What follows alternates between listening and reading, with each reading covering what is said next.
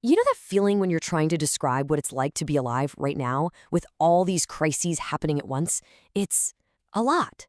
Well, the philosopher Homi Bhabha actually gives us some incredible tools, a new language really, to talk about it. So today, we're going to dive into his ideas and see how they can help us make sense of our complex and yet kind of burdened modern world. And Bhabha kicks things off with this really powerful, kind of shocking idea. He says that just trying to act with hope, trying to survive and be optimistic, that very act forces you into a close encounter with death. Think about that. The more you hope, the more you have to face risk and vulnerability. It's a tough idea for sure, but it might also feel pretty familiar, right? Okay, so what does that even mean, a constant encounter with death? What does that look like in our day-to-day lives? Well, Baba uses this concept to define our time, what he calls our burdened modern life. And it's burdened because it's being shaped by this really specific set of pressures we're all dealing with. And he's talking about these huge, everyday emergencies, things like migration, climate change, racial deaths, and targeted terror. But here's the key thing. For Baba, these aren't separate problems in neat little boxes. No way. They're all deeply connected. They're all part of the same big, messy historical moment that we have to navigate together. So how do we start to make sense of how all these things are connected? This is where Baba introduces his really big idea, the death-life paradigm. And he wants us to see this as more than just a cool metaphor. He's saying it's a whole new way to understand the basic rhythm of our world today.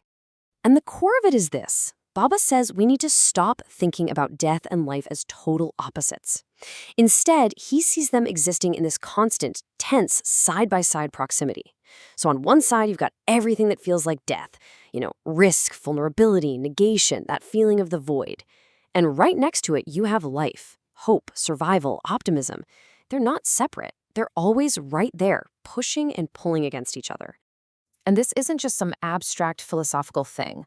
Baba says this death-life dynamic literally beats in our time in a kind of double note. It's something you feel. It's that constant awareness of both danger and possibility happening at the exact same time. It's the pulse of our era. He builds on this with another key idea he calls proleptic death. So what's that? It basically means a future death, a future catastrophe that's so big and so certain that we're forced to experience it today. Think about something like the worst-case scenarios of climate change. That future disaster is already casting a shadow over us now, and it's shaping how we think and what we do. So if this is the reality we're living in, this death-life world, how is it being recorded? How are we seeing it? This brings us to Baba's next big concept, which is all about technology's role. He calls it camera mortis.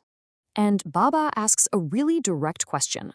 In this age of death-life, how does technology actually see our world? What kind of gaze does it have? So he comes up with this term, camera mortis. It's a clever play on a famous essay called Camera Lucida, which was all about how photography connects to life. Baba flips that. He argues that a lot of our modern tech, from drones to body cams, is designed in a way that death dwells in the eye of the camera. The tech is literally built to anticipate, record, and witness moments of death and crisis. And a perfect real-world example of this? The police body camera. I mean, think about it. Its entire reason for existing is to be there for a potentially violent, maybe even fatal encounter. It's a piece of tech whose very purpose is to record a potential death. Baba then takes this idea and applies it to the migrant crisis. He talks about drone cameras hovering like a bird of prey over the sea. And that technological gaze doesn't just record what's happening, it frames it. It turns a human tragedy into what he calls a snapshot of a colonized terrain, a small, distant, almost abstract image of suffering.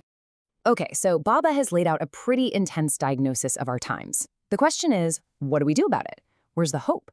For an answer, for an ethical response, he turns to another giant of philosophy, Emmanuel Levinas, and this really beautiful idea of the stranger as neighbor.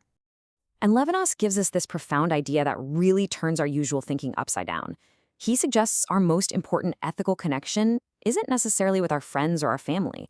It's in our unconditionality to strangers, our absolute responsibility to the person we don't know, the person we owe a fundamental human duty to just because they're human. And look, this isn't just about feeling nice or being a good person. Levinas argues that strangers are claimants to human rights. Their lives literally make a claim on us, demanding our protection and our ethical response. For him, this isn't a choice. It is the absolute foundation of what justice is.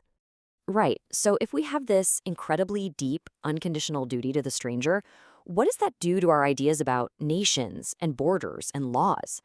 Bobby takes this and builds on it to sketch out a new kind of political vision, a vision of justice that has to exist beyond the state. Baba, taking his cue from Levinas, calls this a vocation outside the state. And it means two big things. First, we have to develop a moral compass that isn't limited by our passport, an extraterritoriality of our conscience. And second, we have to understand that our duty is to fight for justice, right at the point where the state's laws start to break down or fall short. And this all leads to the core challenge, which is wrapped up in this incredible phrase: we are called to uphold the law when the law is at its moral wit's end. In other words, our job is to act for justice in those messy, desperate situations where the official rules just aren't enough, and to hire more human law has to kick in. And so Baba's work leaves us with this huge, urgent question. And it's not just for philosophers, it's for every single one of us. When our systems fail, when we find ourselves at the very edge of our moral maps, what does justice truly demand of us then?